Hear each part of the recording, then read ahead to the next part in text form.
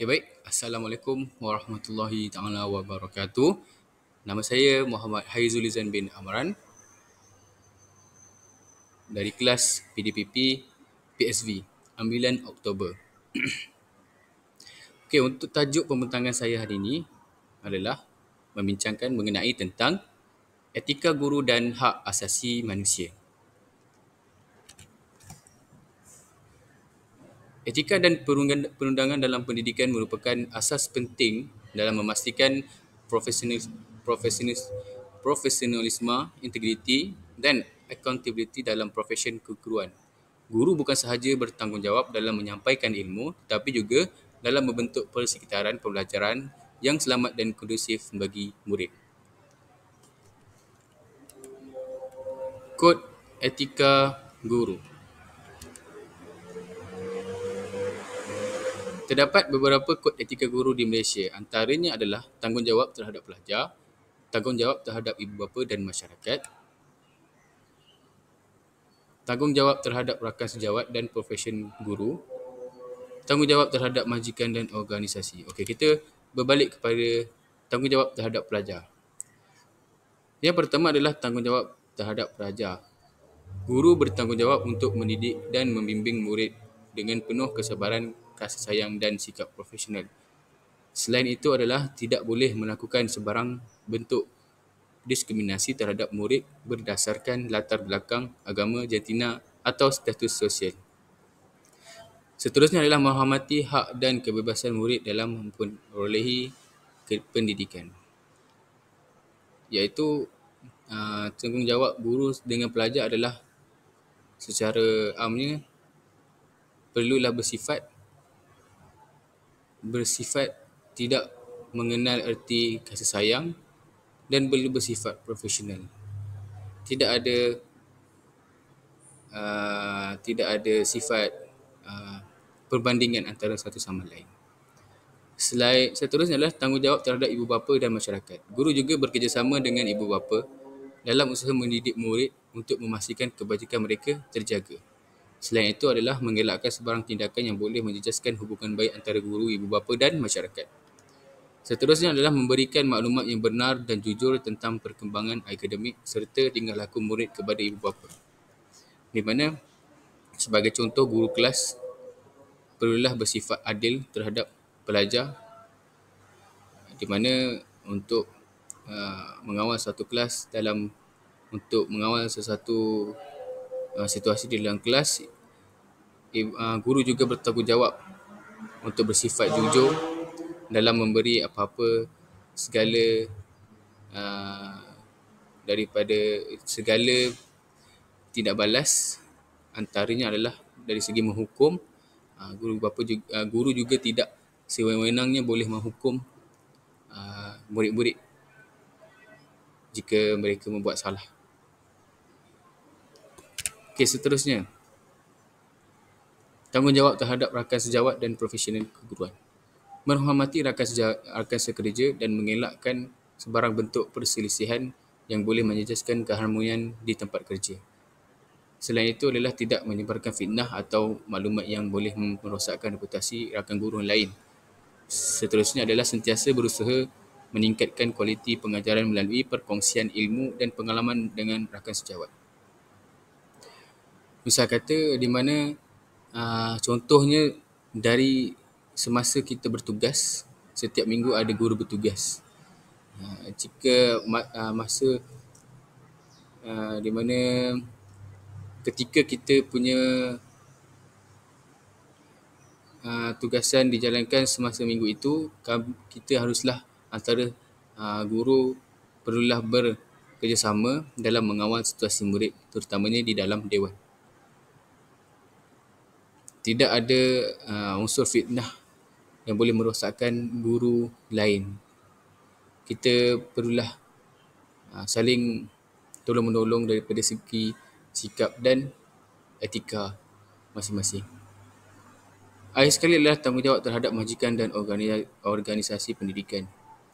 Bekerjasama dengan ibu bapa dalam usaha mendidik murid serta memastikan kebajikan mereka terjaga.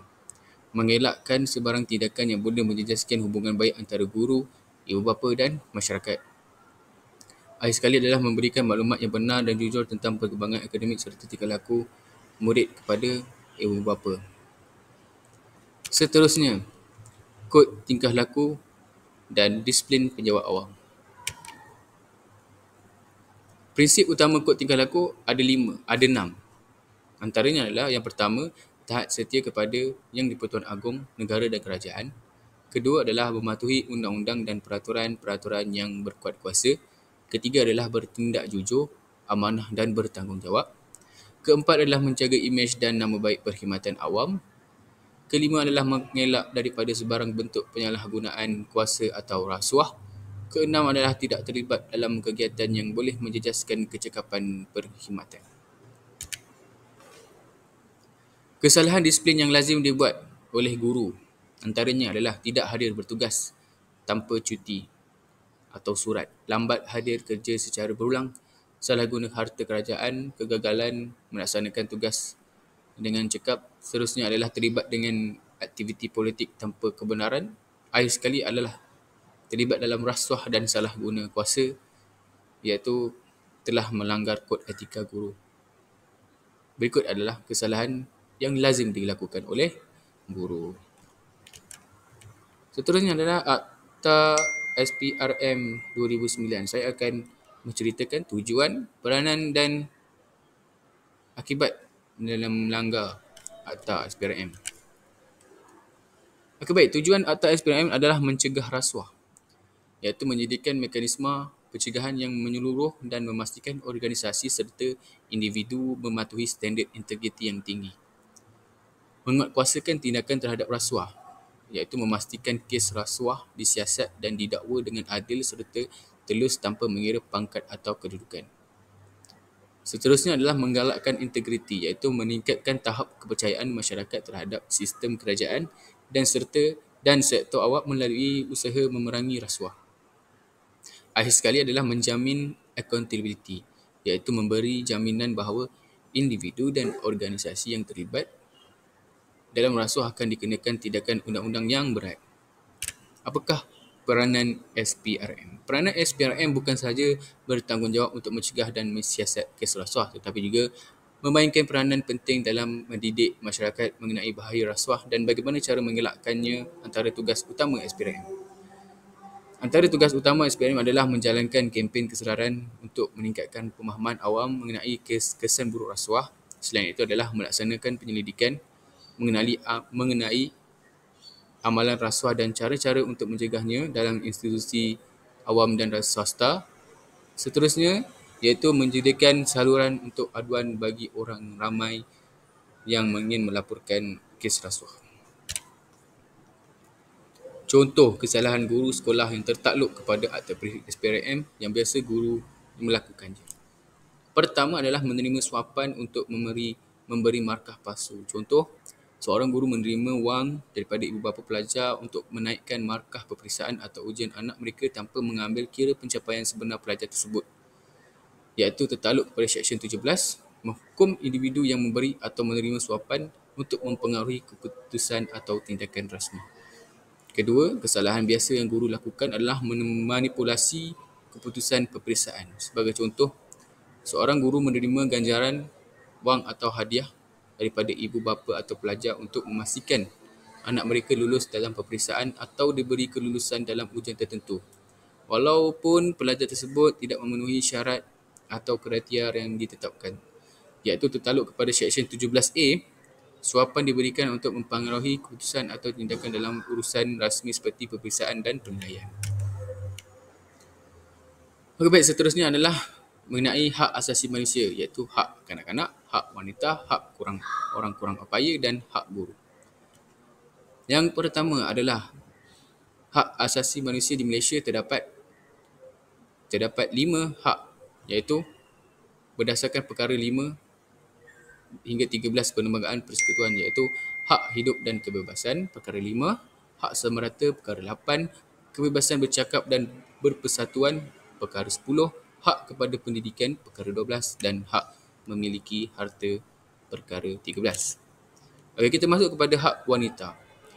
Disokong oleh Konvensyen Penghapusan Segala Bentuk Diskriminasi Terhadap Wanita, yang diiktiraf oleh Malaysia pada tahun 1995, iaitu hak-hak utama. Antara yang pertama adalah hak kesemarataan jantina dalam pekerjaan, pendidikan, politik dan sosial.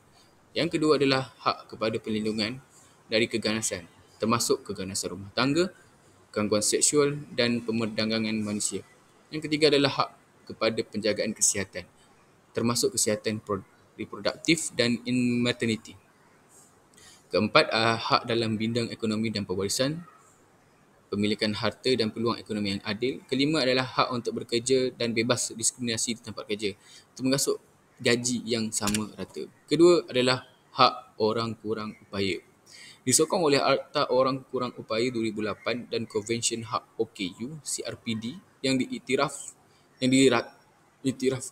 diratifikasikan Malaysia pada tahun 2010. Yang pertama adalah hak kepada akses infrastruktur, maklumat, komunikasi dan perkhidmatan awam. Kedua adalah hak kepada pendidikan inklusif di sekolah arus perdana dengan sokongan yang sesuai. Ketiga adalah hak kepada pekerjaan dan latihan tanpa diskriminasi. Keempat, hak untuk hidup, berdikari dan bersuara, untuk mengambil bahagian dalam masyarakat. Kelima adalah hak kepada perlindungan sosial dan perkhidmatan kesihatan. Seterusnya, hak guru. Guru juga merupakan penjawat awam dan individu dalam masyarakat yang mempunyai hak asasi tertentu berkaitan dengan profesion dan kehidupan mereka. Hak utama yang pertama adalah hak kepada pekerjaan yang adil dan selamat, termasuk persekitaran kerja yang kondusif dan selamat. Kedua adalah hak kebebasan bersuara secara profesional dalam menyuarakan isu pendidikan, hak pelajar dan kebajikan. Ketiga adalah hak kepada perlindungan undang-undang dalam kes gangguan, fitnah atau serangan dari pelajar, ibu bapa atau pihak luar. Yang keempat adalah hak untuk pembangunan profesional, akses kepada latihan, kursus dan peluang kenaikan pangkat. Kelima adalah hak kepada kesaksamaan dalam layanan, tidak didiskriminasi atas dasar jantina, umur, atau agama atau kepercayaan politik. Secara keseluruhannya memastikan integriti, ketelusan dan keadilan dalam pentadbiran awam, terutamanya dalam kalangan guru, adalah amat penting dalam mencipta masyarakat aman sejahtera. Akta SPRM 29 dan Kod Etika Penjawat Awam berfungsi sebagai mekanisme pengawal untuk mencegah rasuah dan penyelewengan, manakala hak asasi manusia menjadi landasan yang memastikan setiap individu di Malaysia mendapat hak yang sepatutnya tanpa diskriminasi. Sekian, wabillahi taufiq wal hidayah. Assalamualaikum warahmatullahi wabarakatuh. Terima kasih.